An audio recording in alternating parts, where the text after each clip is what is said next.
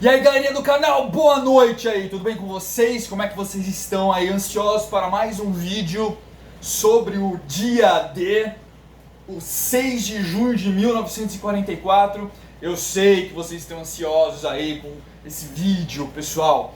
Então, se você está ansioso, se você queria ver mesmo esse vídeo, tá? Se você está curtindo aí os vídeos, esse é uma série aí, é o terceiro vídeo aí de uma série que eu estou fazendo aí especialmente para vocês, tá? Então, não esqueça aí de dar o seu like, de se inscrever no canal, de compartilhar o vídeo aí, né? De favoritar. Toda vez que você coloca o like aí, vocês favoritam o vídeo. Isso é muito importante pra mim, porque isso aí dá um plus no canal, faz com que o vídeo ele suba.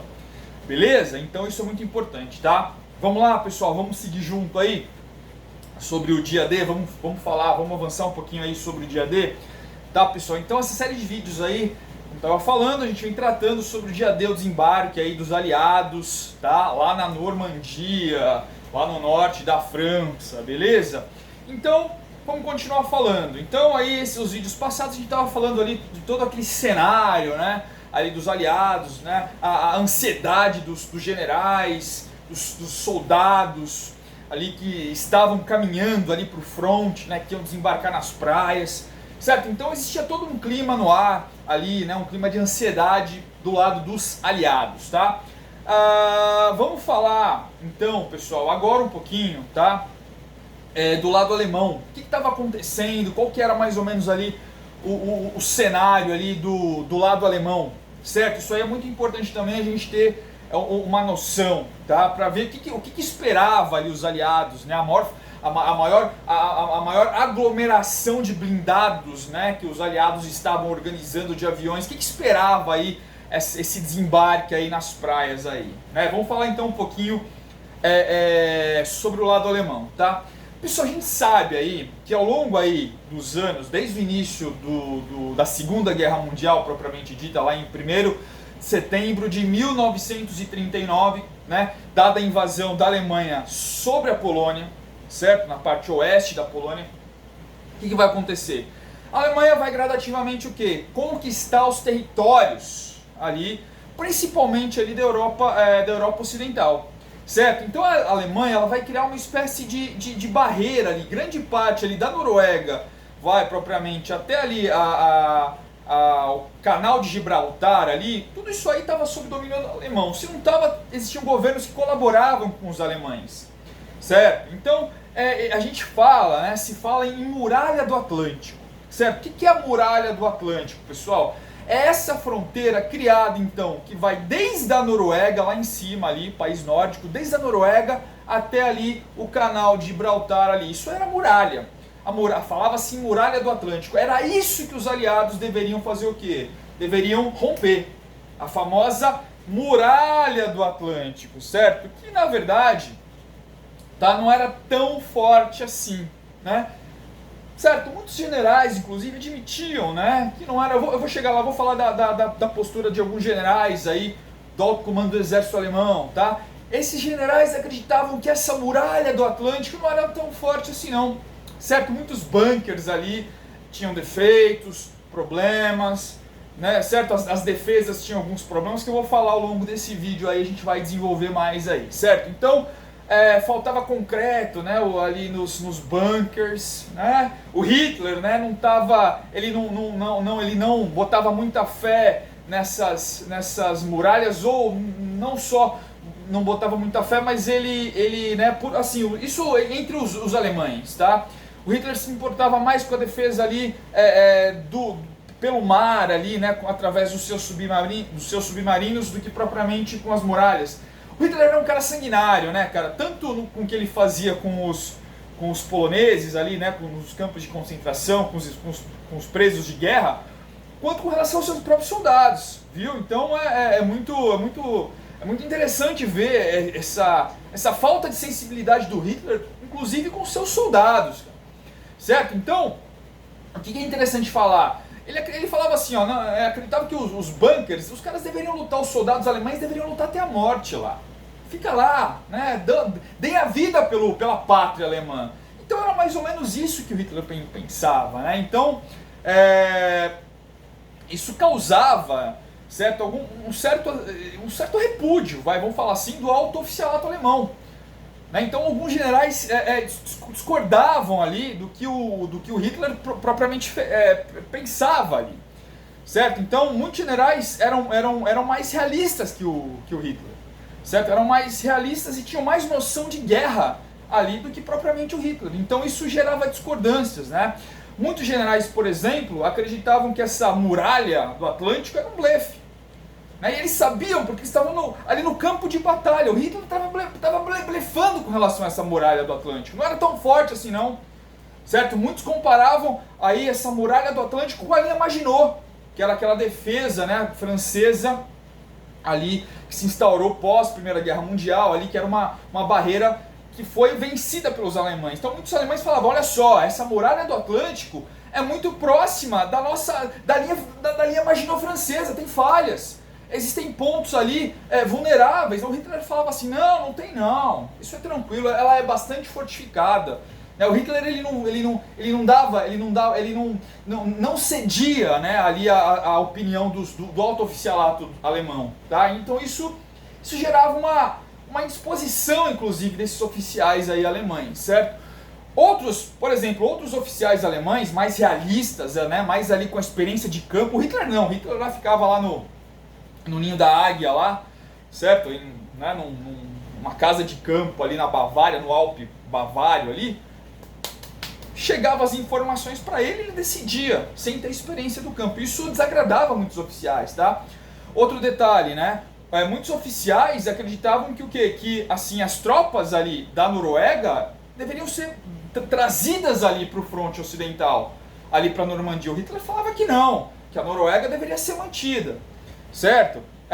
Com relação à Itália, muitos eram favoráveis a estancar ali, né, o sangramento, estancar ali as batalhas ali na Itália, certo? E trazer parte das tropas ali alemãs também para lutar no fronte ocidental. Mas o Hitler era avesso a essas ideias, ele não queria isso. Ou seja, isso a gente pode fazer até um vídeo depois, né, mostrando essa série de erros cometidos pelo Hitler aí, tá? E que acabou custando aí a vitória dos aliados também. Isso é muito interessante, tá? Vários erros no fronte oriental também contra a Rússia, certo? A insistência do Hitler em querer conquistar ali Stalingrado, né? Quase uma obsessão. Isso atrapalhou os planos da Wehrmacht, certo? Que estavam em direção a Moscou. Isso custou ali parte ali dos territórios orientais, certo? Isso fez com que os soviéticos ganhassem força, inclusive para vencer as várias batalhas que vieram depois. Ou seja, cara, o Hitler cometeu uma série de erros aqui, que depois a gente pode até falar um pouquinho e comentar com relação a esses erros aí, certo? É importante salientar também que esses erros, portanto, tinha um erro crucial, que o Hitler ele era por conta desse egocentrismo que ele tinha, essa questão de querer controlar tudo. O que ele fazia? O que ele fazia muitas vezes? Pessoal, ele estabelecia comandos, tá, nas divisões Panzer. As divisões Panzer eram as divisões blindadas alemãs, certo? E nas Kriegsmarines, que eram os navios alemães, os submarinos, né, o conjunto de navios submarinos alemães. O que ele fazia? Ele estabelecia comandos descentralizados, certo? Cada comandante era um general, era um potencial... tinha um comando em si, certo? Esses generais tinham um comando, esses oficiais da marinha. No entanto, tudo deveria ser reportado ao Hitler e a ordem final era dele. Imagina isso, pessoal, imagina isso. Isso causou, assim, problemas graves, inclusive ao longo de toda a guerra, certo? Esse egocentrismo de centralizar todo o comando, certo? Então, por exemplo, eu vou dar um exemplo para vocês aqui muito interessante, a Dunkerque. Já ouviram falar de Dunkerque, né? Quando os alemães invadem ali, né, na foice ali, avançam ali pela linha Maginot, certo? Vão em direção ali com a França praticamente sendo conquistada ali pelos alemães. O que vai acontecer? O Hitler, quando ele percebe ali, né, que principalmente os soldados britânicos e franceses estavam ali se recuando, certo? Não tinha o que fazer mais. Os soldados franceses e britânicos estavam presos ali em Dunkerque. e as tropas, e a Wehrmacht, né, o exército alemão avançando, os Panzers, né, a divisão Panzer avançando. O que o Hitler fala? Ele fala assim, não, peraí, vamos dar uma paradinha, né, vamos deixar aí os tanques, né, darem uma esfriada dos motores, vamos alimentar melhor. Ou seja, ele quase conquistando, ele ia ganhar a guerra naquele contexto, cara. Certo? Ainda bem que não conseguiu, né? Ainda bem que ele pensou desse jeito, isso deu base para a Operação Dínamo, né? Foi o resgate ali no dia 23, 24 de junho, certo? Ali da infantaria, né? Mais de 300 mil soldados foram salvos aí com a Operação Dínamo, né? Que foi o Churchill mandou navios civis ali recolherem, né? Embarcações civis recolherem mais de 300 mil soldados, né? Ali rendidos, né? Praticamente ali em Dunkerque, ali no porto mais ao norte da França. Então foi um erro grave do Hitler, certo? Agora esse erro de menosprezar, né? De sobreestimar, superestimar a muralha do Atlântico, que se falava, né? E de não levar em conta ali as ideias, né? As ideias dos generais de campo. Então isso acabou fazendo com que o Hitler, tá, acabasse sofrendo essas baixas aí, tá? Fora outros problemas, né? Então o cenário era esse, né? Você vê, a muralha do Atlântico não era tão forte assim, certo? Existiam discordâncias entre os generais aí do alto comando e o próprio Hitler, né? Se a gente for ver a condição dos soldados ali que estavam ali no fronte de batalha, a maior parte dos soldados, tá, sofria, não era tão, a infantaria não era tão poderosa assim, vários problemas existiam, como por exemplo, muitas unidades, né, de infantaria, elas eram compostas aí por soldados machucados, né? Porque assim, se a gente for ver, eram 4 anos de guerra. Então muitos desses soldados da infantaria aí que foram colocados ali, muitas unidades para defender ali a Normandia, eram soldados machucados, certo? Principalmente machucados no estômago, na barriga, e muitos soldados eram surdos também. Olha isso, como que um soldado surdo vai receber ordem, cara? Vai receber ordem do alto comando de um general? É impossível, cara. Então, muitos soldados estavam perdidos aí, não tinha capacidade, não tinha artilharia móvel para correr junto com eles, não tinha transporte para levá-los de um lugar para outro. Então era uma dificuldade enfrentada por esses soldados aí, tá? Existiam muitos oficiais, muitos soldados jovens, né? Olha só, 1944, certo? A guerra aí já estava aí, né? O exército, né? do Hitler, da Alemanha, já tinha sofrido muitas baixas. Então existiam muitos soldados velhos, certo?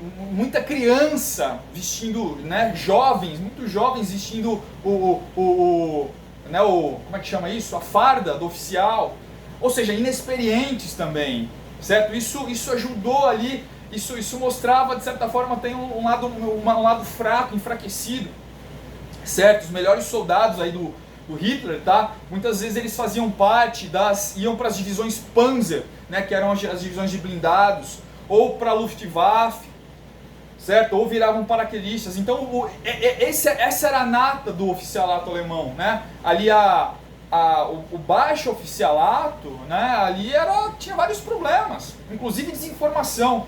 Tá? Veja um filme, cara, também tem na Netflix, chama Honra e Lealdade, ou Lealdade e Honra, acho que é Honra e Lealdade, certo? Sobre a Segunda Guerra vista através de oficiais alemães, um filme muito bacana, tem na Netflix, tá? Certo? Tem um outro filme também que mostra aí a visão japonesa, né? Cartas a Yojima, que é um filme bacana também, mas esse Honra e Lealdade, né? É um filme que mostra ali as crises ali dos soldados baixos, soldados alemães na guerra, certo? Então veja esse filme que você vai ter uma ideia das condições aí dos soldados alemães nessa guerra, certo? Da consciência, da crise de consciência desses soldados, né? A gente está lutando pelo quê?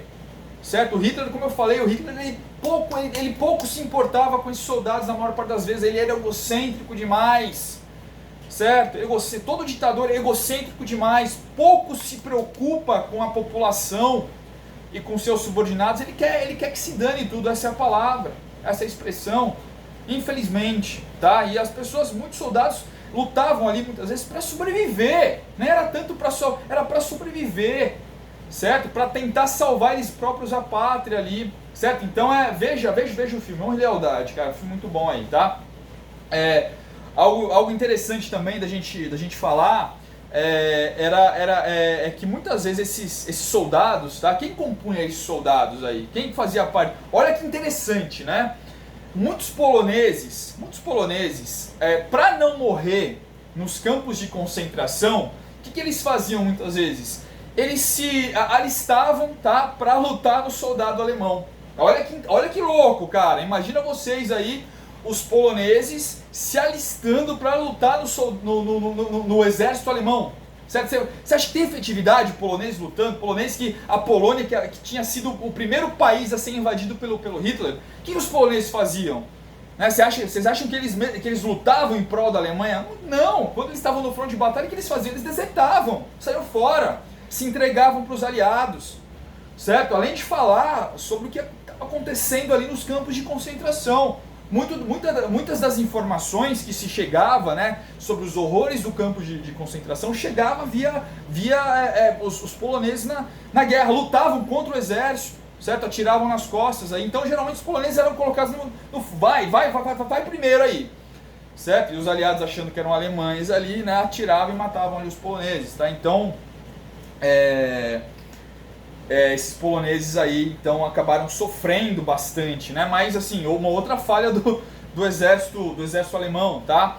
Interessante destacar, né, pessoal, assim, Paris hoje, né? Até hoje a cidade de luz, a cidade dos cafés, dos bares, né, da arte, certo? Então era bom servir em Paris, cara, era bom servir na França, porque a parte norte da França que ficou mais amplamente ocupada pela Alemanha, certo? Tinha a parte sul, né, que era o governo colaboracionista de Vichy, né, que era governado por um francês, mas um francês que colaborava, né, com a França. E a parte norte, que era efetivamente controlada pela Alemanha, tá? Então era bom, todos queriam servir na França, né? Por quê? Porque a comida muito boa, as festas muito boas, as festas muito boas, tá? Muitos soldados alemães. Tem um filme, inclusive, sobre isso, né? A Suíte Francesa. Não está na Netflix, mas é um filme bom. Veja, A Suíte Francesa. Muitos soldados alemães, eles namoravam as francesas, certo? Tinham relações ali amorosas com